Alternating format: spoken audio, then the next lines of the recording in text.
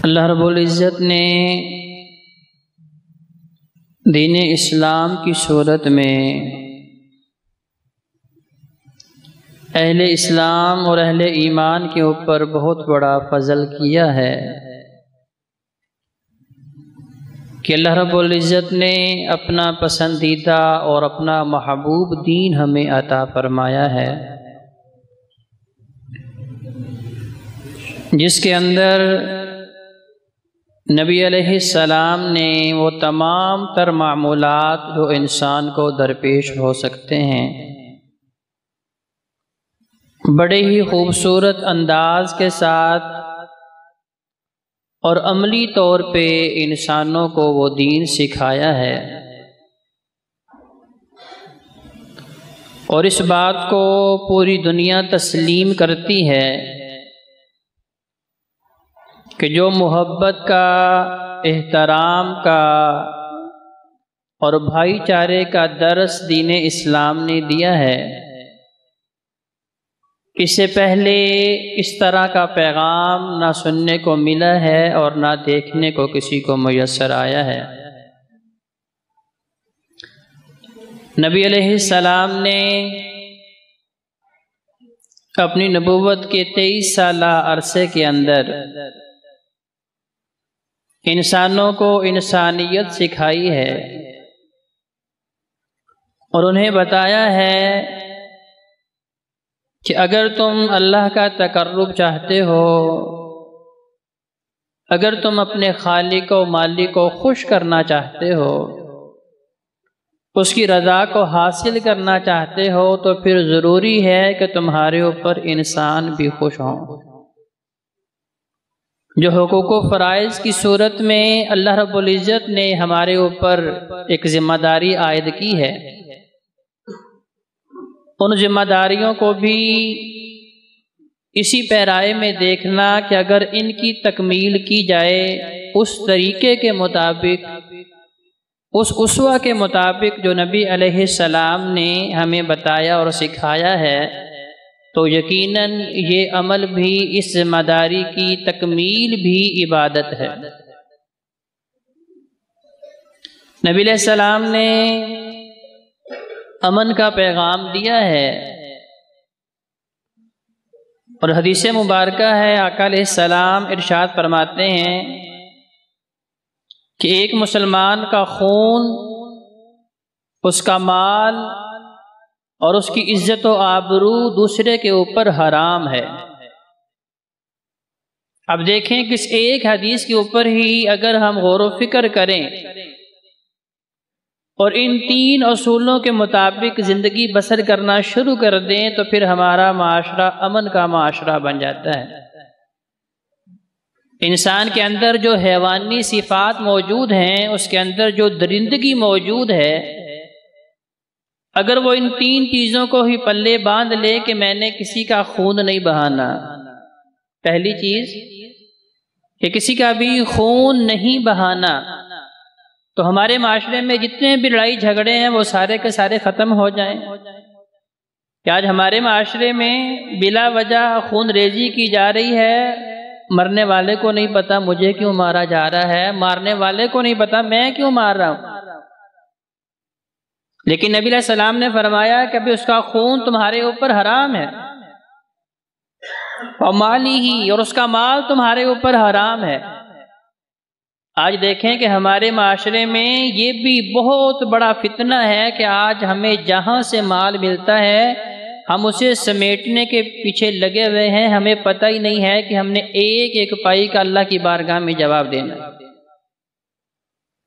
2 چیزیں ایسی ہیں جن کے متعلق آقا علیہ السلام نے ارشاد فرمایا کہ اللہ نے 2 سوال کرنے۔ حشر کا میدان ہے، ہر چیز کے متعلق ایک سوال ہے، لیکن 2 چیزیں ہیں جن کے متعلق 2 سوال، یعنی کہ وہ چیزیں بڑی اہم ہیں۔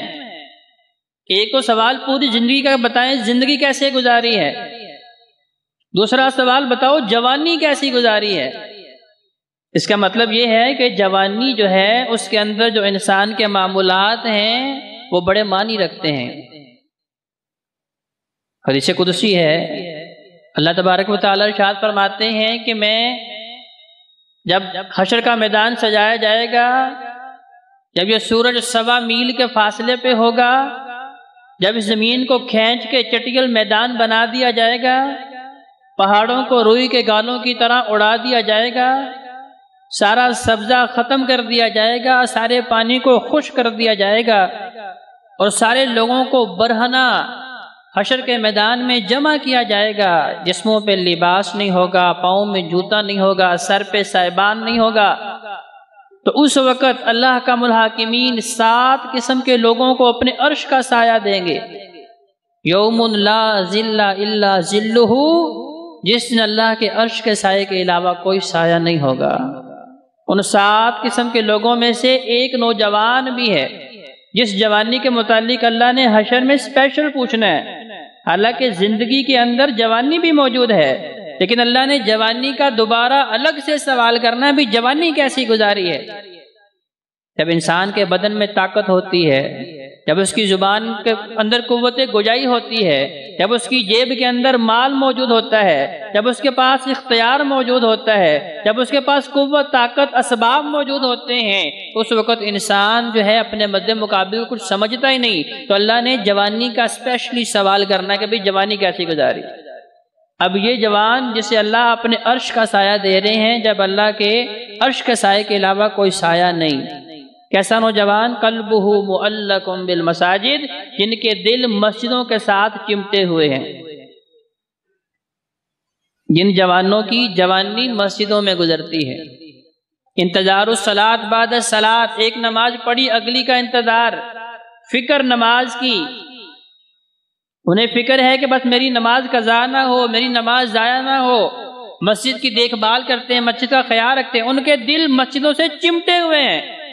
تو اللہ کا الحاکمین فرماتے ہیں ایسے جوان کو میں نے اپنے عرش کا سایہ عطا کرنا ہے۔ تو دوسرا، جس چیز کے متعلق 2 سوال اور ہیں، فرمایا مال۔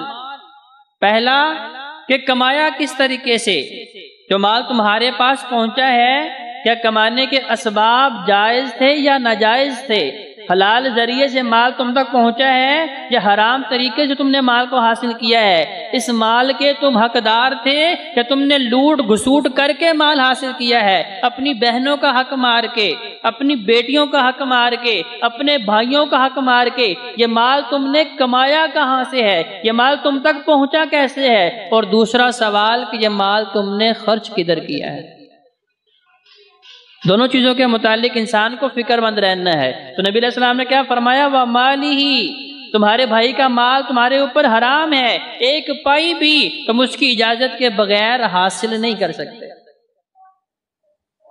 آج ہمیں اس کی فکر ہی نہیں ہے۔ نبی علیہ السلام نے فرمایا حشر کے میدان میں لوگ آئیں گے، کسی کے سر کے اوپر اونٹ سوار ہوگا، کسی کے سر کے اوپر بھینس سوار ہے، کسی کے سر پہ کوئی سامان، کسی کے سر کوئی سامان، اور وہ چیخ چیخ کے پکار کے کہہ رہا ہے کہ میں فلاں کا مال تھا، اس نے مجھے چوری کیا تھا، میں فلاں کا مال تھا، اس نے مجھے جو ہے لوٹ گھسوٹ کے ذریعے حاصل کیا تھا، اس نے ناجائز ذریعے سے میرے اوپر قبضہ کر لیا تھا۔ اب وہ چیزیں پکار کے اور پورے حشر کے میدان میں لوگ سن رہے ہیں، اور اس وقت وہ انسان یہ حسرت کرتا ہے کاش کہ زمین پھٹے اور میں اس کے اندر چلا جاؤں، کہ دنیا میں تو چوری کی پتہ نہیں چلا، دنیا میں مال اپنے بھائی کا حق مارا پتہ نہیں چلا، اپنی بہن کا حق مارا، بیٹی کا حق مارا پتہ نہیں چلا، لیکن اب حشر کے میدان میں وہی مال سر کے اوپر سوار ہے اور وہ پکار کے کہہ رہا ہے میں تو فلاں کا حق تھا، میں تو فلاں کا حق تھا، اس نے میرے اوپر قبضہ کیا تھا،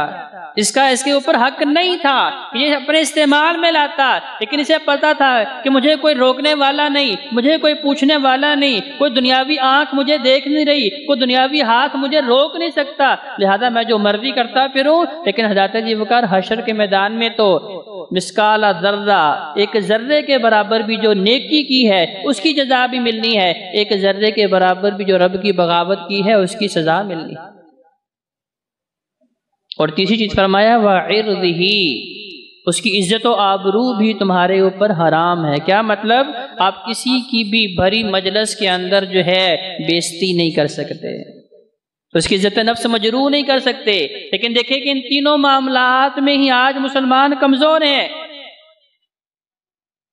اغیار تو ہمارا خون بہا ہی رہے ہیں، ہمارے دشمن وہ تو ہمیں تر نوالا سمجھ رہے ہیں، گاجر مولی کی طرح کاٹ ہی رہے ہیں۔ یہود و نصارہ اکٹھے ہو کے مسلمانوں کے خلاف کھڑے ہیں، خون ریزی کر رہے ہیں۔